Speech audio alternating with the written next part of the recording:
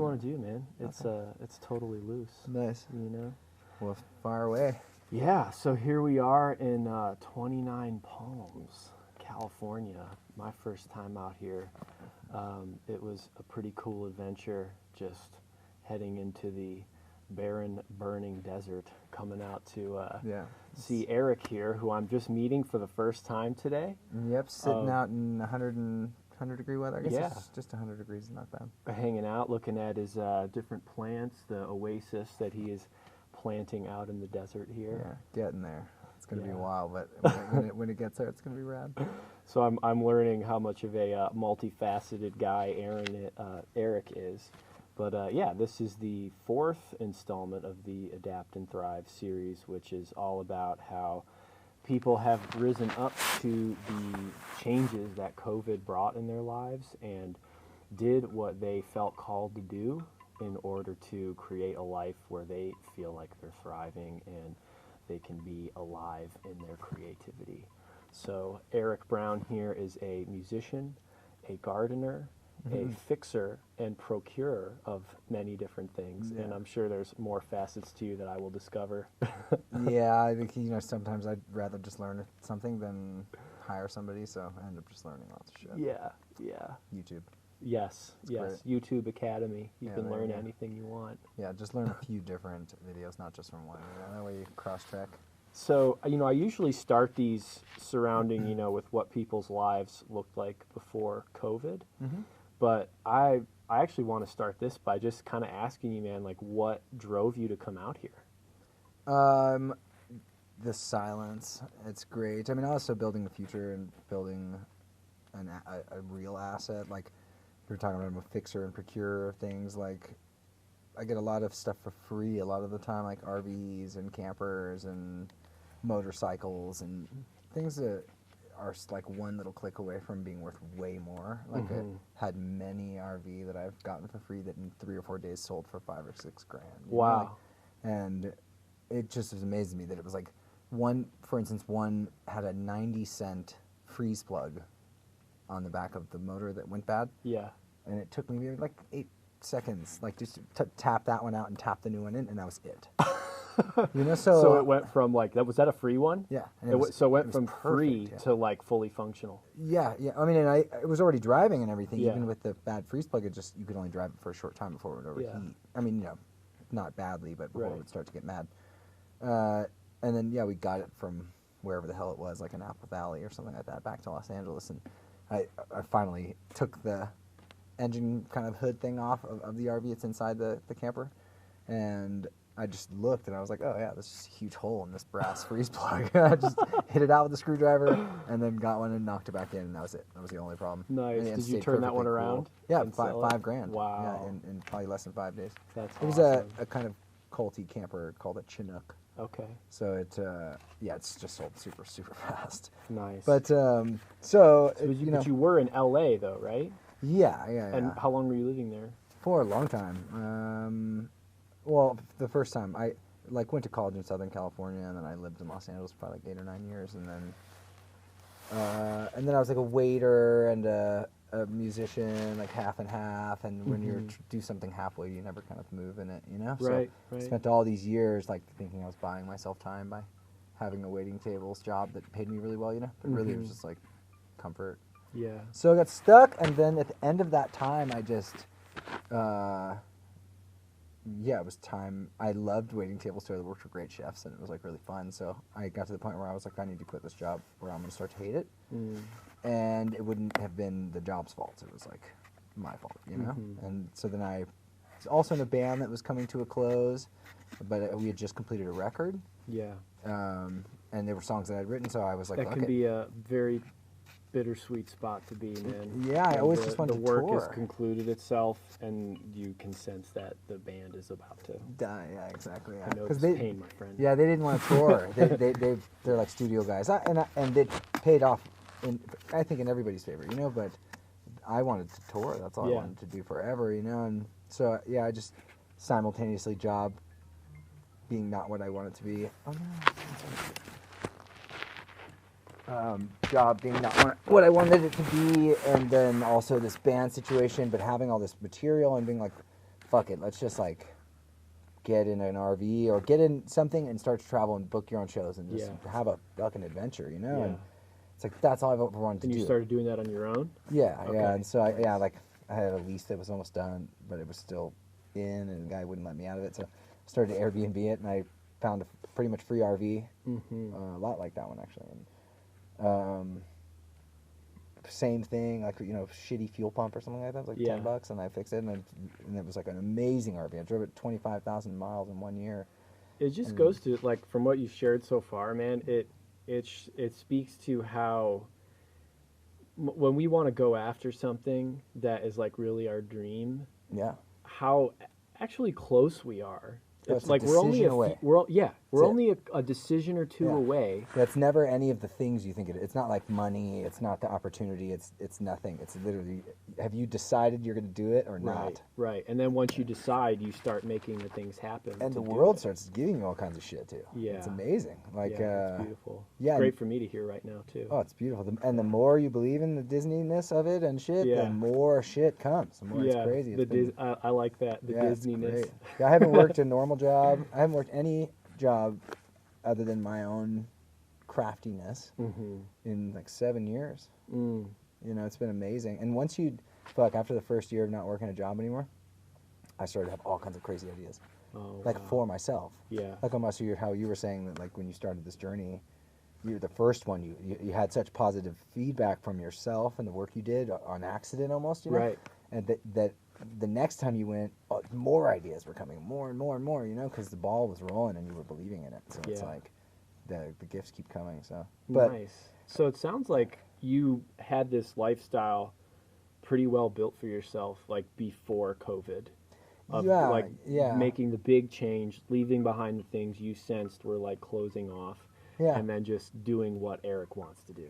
Yeah, it's kind of a trip to have had it work out. Like, I was out here full time in February, and the lockdown didn't start until March. So so I was out here, and then very soon after being here, already very down with isolation. Then all of a sudden we were all forced into isolation. So but it's been such a blessing. And I mean, again, you know, I fix things, and I'm self-employed, right? So during COVID, like, not being able to be interacting with people and selling like that, and kind of like test driving, and that's a lot of that is what I have to do. So I've been able to take advantage of the unemployment stuff, which I definitely don't feel bad about, because I paid into it for so long, you know. Absolutely. But because of that, man, it's been just pretty much focused energy here at this property, building it and writing music, and like we were talking about, you know, before, with just all of us kind of adults that have very, especially Western world, especially California, like kind of anxiety-ridden days, pretty much. Like, everybody's kind of hustling and moving all the time, and it's. No, that's a really good way to put it, man. That if there's something that encapsulates like the thing that most people are in, is an anxiety-ridden day on various degrees. Just trying to make it everywhere. Yeah, get or even done, from like the moment you wake up, like an alarm goes off. Or like you start looking at whatever communication has come in, or that reminds you of what shit you haven't taken care of, or whatever. And it sounds to me like you're putting the thing together out here that has a much lesser, if none, of that to your life. I have almost zero anxiety now. I mean, it's only anxieties I want. Like, I'm getting ready to build a home, and so getting plans together, and like dealing with the city, and like. It's not anxiety, it's more annoying. Just red tape. Yeah, but it's like those are the things now that I have to think about, and I chose them. You know? And again, I guess the first question that brought all this is kind of what brought me out here. It's just building an asset, you know, I mean. Yeah, building something for yourself. Yeah. There's something you said, though, that I feel like it's great to go into, though, is like those slightly annoying or anxiety-inducing things that you have to deal with around building your vision are things that you chose. Yeah. And that is huge because I feel like a lot of people trap themselves into this corner in their anxiety-ridden life where they feel like they have to do all of these things. And from what I'm gathering in the, you know, less than an hour I've known you, is that like you realized at one point that you were choosing to stay in what was causing you anxiety. Yeah. And a different image emerged in your mind about a life that you want to live, where Yeah. you can create what you want and have the space to be you, and so you went after it. Yeah. I mean, it's that. I mean, in the city, it's so easy to just let everything control your day somehow. Totally. You know? Yeah, Totally. And I used to idolize the city, man. Is like when I was in music school, is like the city, you know, L.A., New York was like, that's where I'm going, you know. And in each subsequent visit, I was like, well, and also just the world's changing. I mean, to make movies, you don't have to be anywhere but where you are. right. You don't have to. We have the tools. Yeah, exactly. And it doesn't cost like $100,000 anymore to have a camera. It costs a couple $100, and you got a fucking iPhone. It's an awesome camera. You know, so it's like, it's just crazy. And to make music, like you said, you can bring your rig like anywhere. You fucking have a little recording shit in your car. You know, and so it's pretty crazy to think about.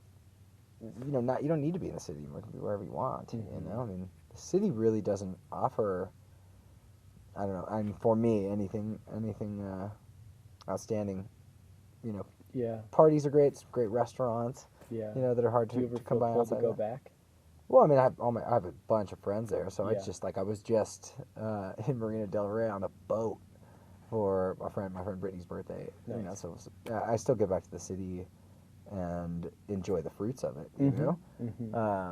But you got your spot away from the madness. Yeah, I mean, we were talking about mushrooms. You know, it's like when I need to go get some good mushrooms, the city, Right, the city's got better That's where mushrooms the than the network desert. is. You know? So Unless you can catch one of those toads. Yeah, exactly. Yeah, and then release it, of course, after. Yeah. Just milk it. You know. But so like, when COVID hit, you said you got this property in February and started. Yeah. Full time, I was here in building February. it. When COVID hit, like how did you respond to that, even though you were kind of already in your spot? Oh, it's been great. I mean, for me, it's been great because, you know, again, it's transitional too. So I still have a little bit of anxiety from the city. Like, quick little backstory, basically. So after I left my job 7 years ago or something, I hopped in an RV and I toured for 2.5 years, basically. I lived in New Orleans for a couple years, a year and a half or something.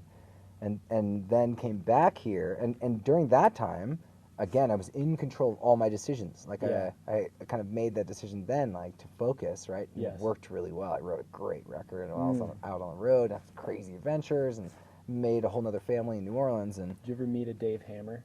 Yeah, no, Dave Hammer, Dave Hammer and I had... That's crazy. We went to school together. Yeah. Right? We had a band together, made like 5 records. No way. Like that's one great. of my closest musical homies ever. Yeah, and that's I figured so any musician in New I met him Orleans at knows Dave Mags. Hammer. Yeah, Dave Hammer's great, man. Shouts out to you, Dave. Love you, bro. He's been doing these like videos where he's playing all the songs by himself, but it's like a bunch of hymns. all the outfits.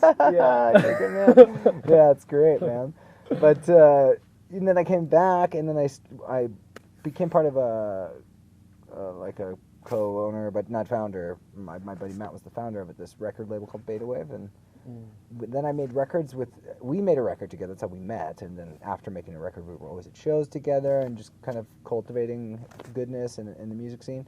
And there was a great music scene happening. That was just happening, you know. So there was like a lot of people coming and kind of combining into great energy. And him and I were always out together, and he asked me to become part of this business. And so for then 3 years, we made records with other people. And then all of a sudden, I was like on the clock again, and I loved that sense came in of like, what am I doing again? You had bound yourself into obligation, and things that were inducing more anxiety. And like obligations are fine, but again, you know, like running that business with Matt was one of the best things. Learning experiences and just crazy friendship experiences. Yeah. And, you know, I would never take any of it back, but just totally aside from that, realizing like, oh man, I'm in the 9 to 5 again, really. Yeah. At the end of the day, I mean, it's my 9 to 5, I guess. I'm making the choices again, you know, which is a step towards the right thing, right? But for me, I was chasing, like, making dough and making moves and like making climbing the ladder. Yeah, but also making really good community, but like, yeah, just like working a lot on things that really I just, at the end of the day, the only things I want to do are just like write my music. Yeah. And like write songs with other people. But I want to be writing songs. I don't want to be producing records. be fun every once in a while, but not like as a job, you know. And then, and just always being out and going out to shows all the time. I would love going to shows, but when it becomes like a part of the, like, okay, I got to go to this show and like network, I don't necessarily but I really want to stay home and write. Yeah, exactly. You know, just as soon as I'm doing things I don't want to do, it's not good. So for me, what it is just like simplifying the responsibility list to like very, very basic but beautiful, simple, good responsibilities. Like take care of yourself, eat well, try and grow your own food. Right. And then exercise habit, like exercise the things you love, like the not just hobbies but your loves, like exercise them constantly. Like I only have 3 or 4 things that I need to do every day with my life to feel super successful, and I just touch each one every day. Do you mind sharing what those are? Yeah, so I mean it's like health and well-being, like trying to take care of myself, taking care of like my future and my connection to the land, and being outside is kind of all one. Writing music, you know, and then like tinkering and fixing shit. Like I just love the writing music is super gray. You know, there's not a lot of I mean, there's tons of rules, but I don't know any of them, so it doesn't matter, right? You know, I just write music, but it's all ethereal, it's all gray, it's just coming out of nowhereness. And then working on a motorcycle, it only goes together one way. So it's like when I do one and then the other, it releases me from the other. Yeah, so there's a balance. Because I know what you mean with writing, man. It's like you can just get too gray. You can go into option paralysis. Yeah. And then you go do something that's really structured. Yeah, and you can get the clarity about what direction the song needs to move in, or something, and then you come back into that place of focus. Yeah. So it's that, you know, and you know, the music part of it also encompasses just like a drive towards like my own success, you know, like my own defined success, like just learning how I've learned how to take care of my life to the point where I really don't have to work. If I fix a bike or a RV or something a month, which usually takes me like 5 days, and I don't have to, then I'm save a shit ton of money. So you figured out a system, because like cost me $600 a month to live. Okay, nice. So everything you got like, I'm gonna kind of consolidate a little bit for the viewers and partially for myself. Is like once you started going after the vision of like the life that Eric wants to live, where you feel free. You pared things down, right, to the minimum of what you needed, and then figured out what you could do involving those passions that you described, that and the sort of the minimum amount of that in order to meet those minimal needs. Yeah, to and just that, make like, sure to has majorly freed you up. Yeah, that's great. And then, like, I was saying off camera that since COVID started, it's just been prolific. Yeah. You know, just because of the like for me, it's about I could be poor or rich or fed or unfed or anything, but like when there's not a lot of headspace, I don't do any work. But when I have like a bunch of like just and aren't we living in a society of that, man? Yeah. Of like people who have so much stuff. Yeah, and they have to and think about it all. their headspace is the size of a grain of sand. Yeah, exactly. There's no entropic brain. There's no freedom to. It's actually explore. like their brain's spitting out old shit because it's trying to make room for the new stuff, you know. Yeah.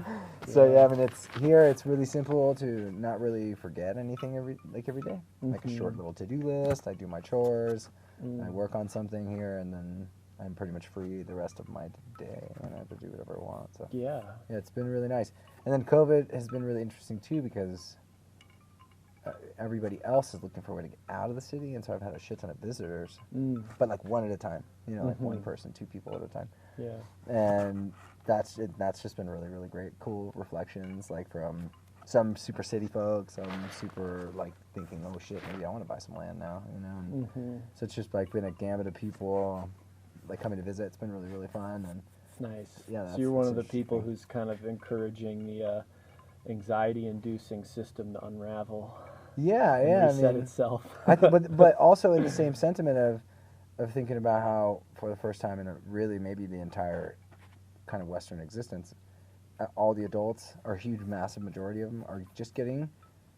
And I bet you some like really conservative people or Republican money people are probably so mad to hear this, but like have just been chilling, like taking unemployment and for the first time maybe in their whole adult life, not working for 6 months, like just taking a break. And then now they're like realizing, shit, I really like woodworking. And I might better serve the universe being a woodworker instead of an IT guy or something like that, you know? And there's just all kinds of people learning how to garden again and doing all this stuff that really matters. Right. You know? At the end of the day, I have parents who were both really successful. Like, they were techies, and they killed it, and they provided a fantastic life for my brother and I. And then, in some ways, it must be so interesting to see me just, like, you know, devolving. Right, you know? right, go in the total opposite direction. Yeah, exactly, direction. like, you know, desert homesteader. You know, but also it's funny, we can get to this later because it'll make sense more, but, you know, I really have a lot of love and respect and admiration for my parents and the work that they did, but both of them, more or less, like, on the other side of things, are really just kind of like trying to live simply and just like realizing that they spend a lot of their life working and then not necessarily having all the time in the world to enjoy all the work they did. So what is it to build a bunch of wealth if you don't ever get to actually experience any of it, you know? And especially in like the hoarding mentality of it. It's I'd rather have a little less now, learn how to scale that. It took me years, like, you know, like I said, I lived in an RV for 6 years, 7 years, in cities, out, off grid, all over the place. The touring phase. Yeah, but also some of that was just like living in, like when I lived in LA for 3 years, I lived full time in an RV. Nice. LA is a really easy city to live in an RV. Oh, cool. Yeah, I mean, like, quick caveat for any of your viewers: if you wanted to change your life really fast, you can find this kind of, like, you'll get some B-roll of it later, I imagine, but a mid-70s Dodge-based camper. The parts are 100% available. You can pretty much get them for free. And you can get, like, free is terrible sometimes, but free is also perfect sometimes. Yeah. If you just have the time and you know what you want, like, exactly, like you picture it, you know, in a month you can find a free RV. And, you know, with maybe $1,000, $1,500, have it registered with good tires and brakes and running and working. And then you can leave your apartment and have an asset that you own. So when you're done with it, you can sell it or whatever. But if you just get out of rent for 1 year, anybody can change your life, like 100%. You know, you can put yourself through school, you can fucking start a small business, you could buy a house, like, you can. Rent is a lot. Like, I have friends who pay $1,500, $1,800, $2,000 easy. You know, so that's like, you know, that's $15,000, $20,000, $25,000. Right. It's crazy to think about that. Yeah. In 1 year, just 1 year. You know. So, and then you also pare down, like, you just live a little more simply, so you'll spend less. You'll probably cook at home. I mean, it's really easy to just cook in the RV. Yeah. But yeah, that's the quick little side mention. But. Well, there's more questions I have for you about that once maybe outside the interview. Yeah. I guess there was the last thought to the previous question was just that I'm learning how to pare it down for now, right? But that doesn't mean that I am like a simple monk that never wants to, like, maybe just take a fucking wild vacation every once in a while, like do some shit or buy another one of these properties and do it again, like in North Carolina or in New Orleans or you know, like. You're creating the grounds to open more options. Exactly. Yeah. When you figure out, like, I've learned how to live on $600 and I'm happy. So now, when I build a home here, all of a sudden I have something that I have like maybe $30,000 in that's worth like 130, 150, and that's like life changing. That's a life changing asset. That's if I just wanted to sell this, I could fucking do all kinds of shit with that money. So it's that, but also. For us as songwriters, I was saying, like, you know, every time we write a song, it's like another like coin in the retirement box, you know, because as songwriters, really now we make money from publishing and from, like, licensing from TV and movie. Yeah, that's where, like, if you want to actually make a living from it, you know. Right. You can make it from touring too, but now not because of COVID, right? Yeah. So licensing is our big place. So every time you finish a song, it just goes on a hard drive and it's done. And then you never know if you work for the publisher and they just get a new song from you every couple weeks. Eventually, one of those is going to land. And getting $25,000 out of nowhere from a song maybe you spent 30 minutes on or an hour. Right. A couple years ago that you might have not made the move to even record. Yeah. But it's like a demo, but the guy loves the sound of it and he's like, I want that in my movie. You know, it's like it's never the thing you even think it's going to be too. But you know, so once the house is built, and I'm going to have, hopefully the point of the house is to have a studio in it. And just that kind of comfort is an interesting thing. dude, I just didn't think I was gonna have a house this soon. I mean, well, maybe I thought later I'd eventually get land, like build a cabin or something, right? But I'm gonna build a proper house out here. It's really pretty. We got the design back for it, and it's nice. It's really nice. 580 square feet. It's like still pretty small, but it's really it's gonna be. It'll have what you need without being excessive or exactly. stress. It's I mean, it's what I like. It's like I would rather spend my time outside anyways, you know, and like I'd rather have different sections of my you know, like this place is always gonna be, when these trees get big and tall, it's gonna be so nice over here and shady. Yeah. But yeah, it's just a trip to think about the little extra things, the ideas you wouldn't think would come once you've calmed and have more headspace, you know? But yeah, finding out a way, my simple dream for the world would be that everybody just does the thing they're supposed to do.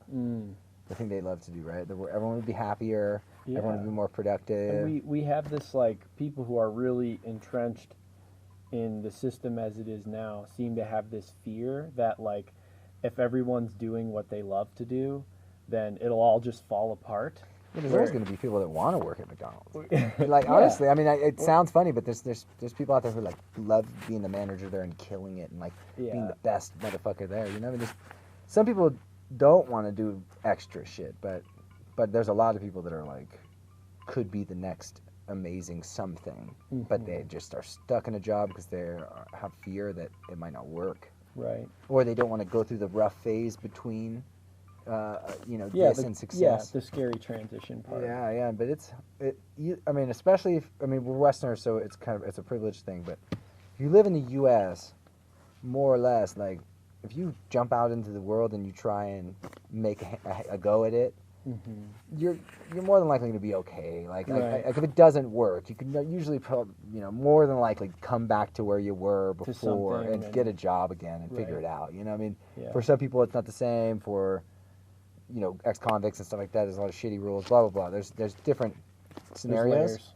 but for the majority of folks who are like wanting to be ambitious about a new future and all that stuff, if they jump in and it doesn't quite work or whatever, you're not gonna die. You're not gonna like get shot or starve to death. And there might even be like one or two small tweaks.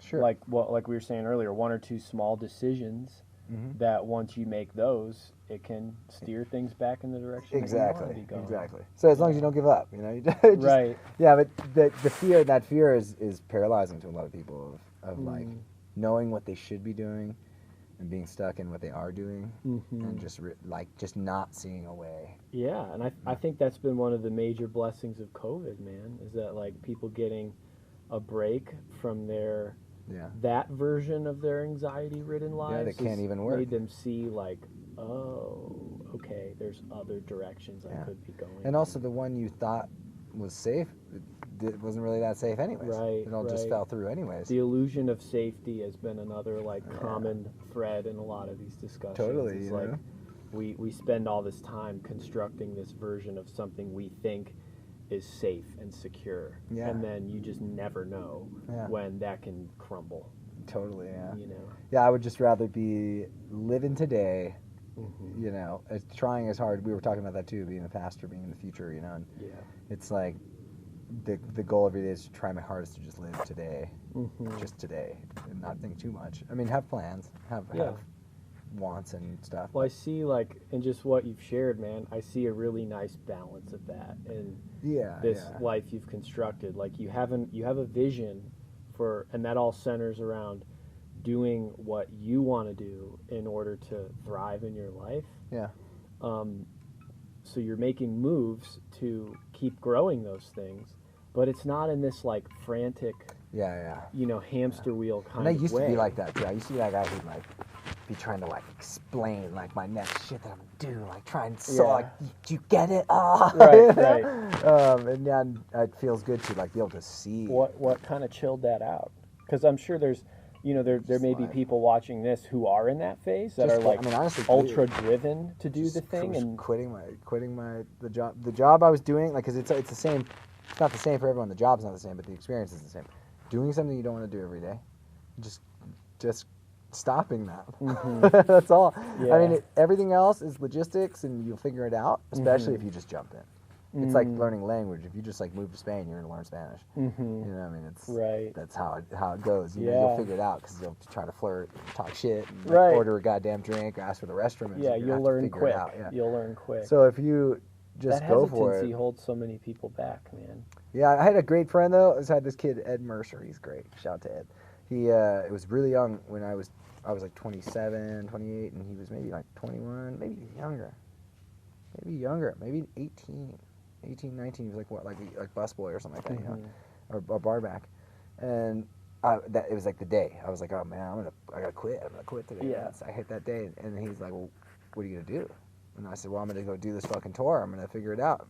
And he was like, yeah. You got any money saved up? And I was like, not really. And he was like, you got any shows booked yet? And I'm like, no, not really. And you got a plan on how you're gonna like do it all yet? No. And he was like, maybe you want to give like a long notice instead, and not quite just quit like a crazy guy, you know. So yeah. But I did, and I loved my boss. He was a great dude, Joe Centeno, and he's a great chef. If you go to Barama, get a drink. But he. I gave him really long notice and just trained the next person really well and left on super good terms and was able to have enough time to like work extra shifts, make a shit ton of extra money that I wouldn't have been able to make. And then also I street performed that whole trip. That's how I paid for it, like the whole time. And also I gave me enough time to like start going to Hollywood at Vine because I thought I could do it. Like theoretically, I was like, I could make $25 a day just like standing on a corner playing music, you know. But I hadn't tried it yet, you know. Yeah. And so then they gave me like 2 or 3 months to go. I went there almost like every day and would play. I would play on the train on the way to work. I would play all the time and just play. I have my case out. Yeah, I would make like 30 or 40, 50, sometimes $100 a day. And I was like, oh yeah, I could do this fucking trip. Like this is possible, you know? Yeah. But that's the point. Like I didn't know all the fucking answers. I didn't know how I was going to do the tour or anything, but just like starting it. Like I put in my notice. You made the decision. Yeah, exactly. Yeah. I was like, I'm done with this life. It's not working for me anymore, you know? Yeah. It was just such a circle jerk. You know, it was just like such a grind, an endless circle grind of just so dumb. Yeah. You didn't feel it going Yeah, and then really when I look at most people have passions, you know what I'm saying? Like, I mean, it's not just about making money. Like, fuck Bill Gates, like, he wants to make a lot of money, but also he wants to make the dopest software and own a huge business and, you know, be successful in many ways, right? So there's lots of payoffs. But to me, at the end of the day, at the end of everybody's life, it's super cliche, but all everybody wants is some family or friends, some people around them, like, to have hopefully done some good for the universe while they were on this planet. Yeah. You know, and it's... And we do that best when we're doing what we love. Exactly. You know, and it's been a sentiment here, like having friends come visit, right? And a few of them, I'd say a good chunk of them actually. My friend Chris said it because I was concerned that I was too far away from like all the activism stuff that was going on in Los Angeles. Right. Like, there's a lot going on in the world right now, and I'm like out in the middle of the desert, and I was like, am I being avoidant, you know, or something like that, you know? Yeah. And my buddy Chris was like, no, you're doing exactly what you're supposed to do. People come visit you here and they see a whole different way that they could do, and he was like, just you doing that is you doing the right thing, you know, like because I hope anybody who has thought about wanting to take control of their own situation, whether it be getting an RV and getting out of paying rent for just a portion of times, like as a means to an end, or like getting out of paying rent by buying a cheap piece of property and being a little bit of a pirate and just kind of like being on it, even though it may not be super, like I'm putting in permits for the home and then it will be 100% fine. Right. But I'm calling it a farm. That's how I can be here, like pretty much legally. And but also I'm in the right place in the desert, shop smart, you know. Yeah. And also it's not too much harder to just get the permit in, right? It doesn't cost very much money. Yeah. So, but for under 10 grand, I have 2.5 acres with water and power and, you know, just my own. It's my own. And then I'm going to build a home for probably 25 grand. Nice. Next, we're just going to build it ourselves. Cool. And it's just crazy to think. I mean, it's not like anybody just has money like that in their pocket. I'm going to be working the whole time to make the money. But you found a way to build what you want to build. Yeah, it's just way more simple than I thought it was going to be. Yeah. You know, and I Well, I'm going to pause you there, man, because I think we may be running out of our time with the camera being in the shade. Yeah, I wonder if it's cooked or not. But I just want to wrap up by saying, man, like, you know, I feel like you're just a prime living example of, you know, finding that thing and going after it and doing it, you know, and yes, you may be out here in the middle of nowhere, but that is bringing a lot of inspiration to people. It's bringing inspiration to me as I'm in this phase of figuring things out. Yeah, exactly. So, to conclude, man, I just want to thank you for being you and like being that example and showing us that there's a way out of a life that we may envision that we're trapped in. Yeah. But really, we just got to flip perspective, make a decision, and go for it. Everything's a decision away. Totally. Yeah. You know, that's it. Every roadblock is just a decision. So we'll conclude by saying that whatever you want to do next is one decision away. Yeah, exactly. Cool. All right. Thanks, man. Hell yeah, dude. All right. Nice. So, Eric, I was realizing as we finished up the conversation, man, I didn't tell people where they can find your work. So give us a quick rundown, man. Well, you can find my music at on Spotify and all the digital platforms as EasyFriend, at EasyFriend. Cool, and we'll post links. Yeah, and then where else? Most other social medias like Instagram is EasyFriend Forever. And then if you want to check out more stuff about like this desert stuff, I have an Instagram called Dirt Cheap Desert. And then I also have a YouTube for like the RV restorations and tips on how to like find free RVs and free campers and stuff like that. And that's called Tour Life. Cool. And that's on YouTube. So nice. We shall post all of that. Yeah, Thank check you, out my all that friend. stuff. Hell yeah. And we'll finish out with a dope shot of the flower bush. Yes. Beautiful. The real star of this shot is Norman. Yep. Yeah, he looks being stoic. He looks great down there. Being stoic, boy. So what's the name of this song, man? This one? Yeah. Save yourself. Savior. Save yourself. Save yourself, you know? Save yourself. Don't count on anyone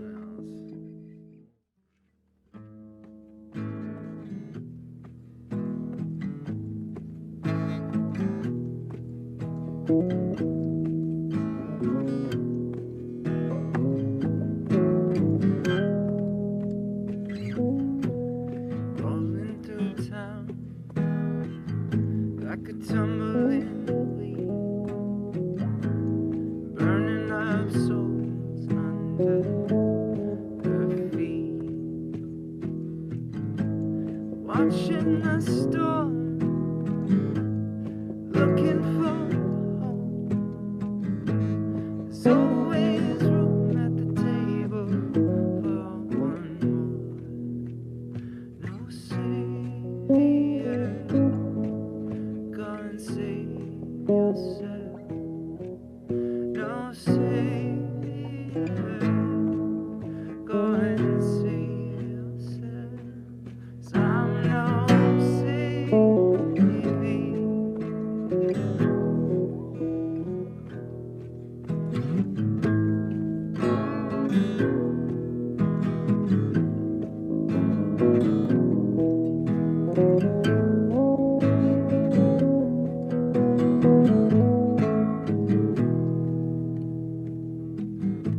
Searching for heaven, bathing my feet. We're all heathens, don't trust a saint. Watching the stars, looking for home. 'Cause what you call is where I'll end up dead. No savior, go and see yourself.